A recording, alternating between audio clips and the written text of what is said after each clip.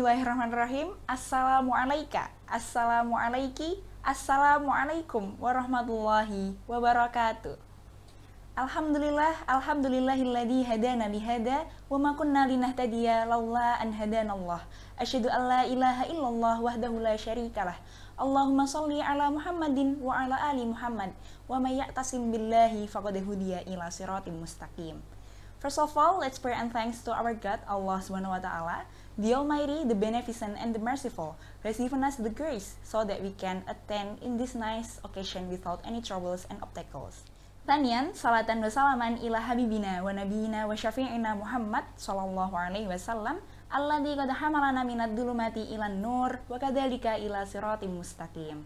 Saya Aisyah Nur Rahimah, sebagai kader tingkat 5 Madrasah Mu'allimat Muhammadiyah Yogyakarta, ingin menyampaikan sedikit pesan singkat yang berjudul Makanan dan Minuman yang Halal Lagi Baik. Qala Allahu Ta'ala fil Qur'anil Karim, A'udzu billahi minasyaitonir rajim. Bismillahirrahmanirrahim. Ya ayyuhalladzina amanu kutiba 'alaikumusiyam kama kutiba 'alal ladzina min qablikum la'allakum tattaqun. Ya ayyuhalladzina amanu, wahai orang-orang yang beriman, kutiba 'alaikumusiyam, diwajibkan atas kamu berpuasa, kama kutiba 'alal ladzina min qablikum, sebagaimana diwajibkan atas orang-orang sebelum kamu berpuasa, la'allakum tattaqun, agar kalian bertakwa. Seringkali dalam pikiran kita ini bertanya-tanya, untuk apa sebenarnya kita ini berpuasa? Maka sudah jelas dalam Quran surah Al-Baqarah ayat 183 seperti yang saya telah lantunkan. Ya ayyuhalladzina amanu kutiba 'alaikumusiyam kama kutiba 'alal ladzina min qablikum la'allakum tattaqun. Berpuasa adalah sebagai ajang peningkatan ketakwaan. Dan hanya orang-orang beriman yang mendapat panggilan dari Allah untuk melaksanakan puasa ini. Maka sungguh Masya Allah sekali dan karunia yang luar biasa saat ini kita diberi kesempatan oleh Allah untuk melakukan puasa di bulan Ramadan tanpa suatu halangan. Amin insya Allah. Baik sahabat mu'allimat sekalian, hari ini kita akan berdiskusi bersama mengenai makanan dan minuman yang halal lagi baik. Seringkali kita menyebutnya dengan kalimat halalan thayyiban. Nah, apakah kita sendiri sudah tahu arti halalan thayyiban ini? Tanpa berlama-lama lagi, langsung saja kita menuju pokok pembahasannya. Halalan memiliki arti diperbolehkan atau disahkan, dan thayyiban memiliki arti baik. Dari dua hal ini, membuahkan sebuah syariat makanan dan minuman dalam Islam. Yang pertama ialah halal, yakni diperbolehkan atau disahkan menurut para ulama, menurut Al-Quran dan As-Sunnah, dan sumber-sumber tertentu yang diyakini oleh sebagian umat Islam. Dan syarat yang kedua ialah thayyiban yang memiliki arti baik. Baik untuk apa? Baik untuk tubuh dan untuk lingkungan sekitar. Untuk lingkungan sekitar memiliki dua komponen, ialah hewan dan tumbuhan. Makanan yang kita konsumsi harus ada baiknya juga untuk hewan dan tumbuhan. Qala Allahu Ta'ala fil Qur'anil Karim, A'udzu billahi minasyaitonir rajim. Bismillahirrahmanirrahim. Ya ayyuhan nasu kulu mimma fil ardi halalan thayyiban wa la tattabi'u khutuwatis syaiton innahu lakum aduwwum mubin. Ya ayyuhan nas, wahai manusia, kulu mimma fil ardi, makanlah dari apa yang di bumi, halalan thayyiban, yang halal lagi baik. Wala khutuwati syaiton, dan janganlah kamu mengikuti langkah-langkah setan. Innahu lakum aduwwum mubin, sungguh setan itu musuh yang nyata bagi kamu. Ibnu Abbas pernah berkata bahwa asbabun nuzul diturunkannya Quran surah Al-Baqarah ayat 168 ini adalah erat kaitannya dengan suatu kaum yang terdiri dari Bani Saki, Bani Amir, Bani Khuza'ah, dan Bani Mudid. Kaum-kaum ini membuat syariat makanan yang diharamkan menurut kemauan mereka sendiri. Lalu apa saja sebenarnya makanan yang diharamkan oleh kaum tersebut? Yakni yang pertama ialah bahiroh. Bahiroh adalah unta betina yang memiliki 5 ekor anak dan anak kelima adalah jantan, lalu dipotong telinganya. Bagi mereka, hewan tersebut adalah haram hukumnya. Ditinjau dari apa? Ditinjau dari kemauan mereka sendiri meriwayatkan hal tersebut. Dan hewan kedua yang diharamkan menurut kemauannya mereka sendiri ialah wasilah, yakni domba yang memiliki 2 ekor anak, 1 jantan dan 1 betina. Anak jantan harus diserahkan ke berhala dahulu sebelum dikonsumsi.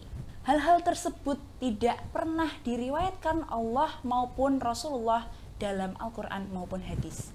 Dan apabila kita mengikuti riwayat-riwayat tersebut, maka kita termasuk dalam golongan setan. Setan sungguh memiliki daya pikat yang luar biasa bagi manusia, sampai-sampai manusia lupa bahwa dia sedang terperangkap dalam jebakan setan. Dalam Quran Surah Al-Baqarah ayat 173, Allah telah meriwayatkan hal-hal apa saja yang haram dikonsumsi untuk manusia. Yang pertama ialah bangkai, yang kedua darah, yang ketiga ialah daging babi, dan yang keempat adalah binatang yang disembelih tanpa menyebut nama Allah. Yang pertama ialah bangkai. Bangkai adalah hewan yang mati bukan karena terbunuh, tapi karena kecelakaan-kecelakaan yang terjadi lainnya. Bangkai sendiri adalah hewan yang terbunuh bukan karena disembelih, tapi karena kecelakaan lain yang terjadi. Menurut akal nurani pun sudah sangat jelas bangkai ini terlihat menjijikkan dan tidak layak untuk dikonsumsi. Karena bangkai bisa jadi menularkan penyakit lainnya kepada tubuh manusia. Sama halnya dengan darah erat kaitannya dengan bangkai, karena ketika suatu hewan ataupun binatang terjadi kecelakaan maka akan keluar darahnya, mengalirkan darahnya. Dan dari sinilah darah mungkin terkena kontaminasi yang tidak diketahui oleh manusia secara detail, sehingga darah pun juga bisa mengeluarkan zat-zat kotor yang dapat menularkan penyakit pada tubuh manusia. Dan yang kedua ialah daging babi. Allah tidak menyebutkan secara jelas alasan-alasan tertentu mengapa daging babi ini diharamkan. Namun sebagai orang beriman, kita harus meyakini bahwa diharamkannya daging babi ini tentu akan membawa keberkahan dalam hidup kita. Sebagian ilmuwan mengatakan bahwa daging babi memang menjijikkan dan kotor, karena babi sendiri mengonsumsi makanan yang ada di lumpur dan kita tidak tahu kebersihan dari makanan yang dikonsumsi oleh babi tersebut. Dan yang selanjutnya ialah binatang yang disembelih tanpa menyebut nama Allah Subhanahu wa Ta'ala. Seperti halnya dahulu kaum penyembah berhala yang menyembelih binatang dengan menyebut nama Lata, Uzza, dan lainnya. Ini mengartikan bahwa mereka lah sudah melakukan takorub kepada selain Allah Subhanahu wa Ta'ala. Semua makanan yang diharamkan Allah dalam Quran Surah Al-Baqarah ayat 173 adalah dalam keadaan normal. Maka apabila kita terperangkap dalam keadaan darurat, maka hukum makanan tersebut beralih menjadi halal. Darurat dalam masalah ini apabila kita tidak mengonsumsinya akan menimbulkan kematian ataupun menimbulkan pembunuhan. Maka status makanan darah, bangkai, daging babi ataupun binatang yang disembelih tanpa menyebut Allah beralih menjadi halal. Perlu kita ketahui bahwa makanan dan minuman yang halal tidak hanya ditinjau dari rupanya saja atau labelnya saja, namun juga harus kita tinjau dari segi zat dan hakikatnya. Segi zat ialah apabila tidak mengandung hal-hal yang diharamkan, seperti halnya bangkai, darah, ataupun daging babi. Dan yang kedua ialah dari segi hakikatnya, dari cara memperolehnya, dari cara menyembelihnya, dan dari cara mengolahnya. Apabila terdapat hal-hal yang mengharamkan dalam ketiga cara ini, maka dapat dikatakan makanan yang kita konsumsi tidak baik untuk tubuh kita.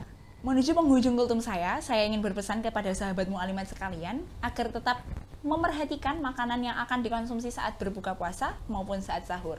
Karena mungkin saat berbuka puasa ini kita memiliki syahwat yang menggebu-gebu sehingga lupa memerhatikan kehalalan atas makanan yang akan kita konsumsi.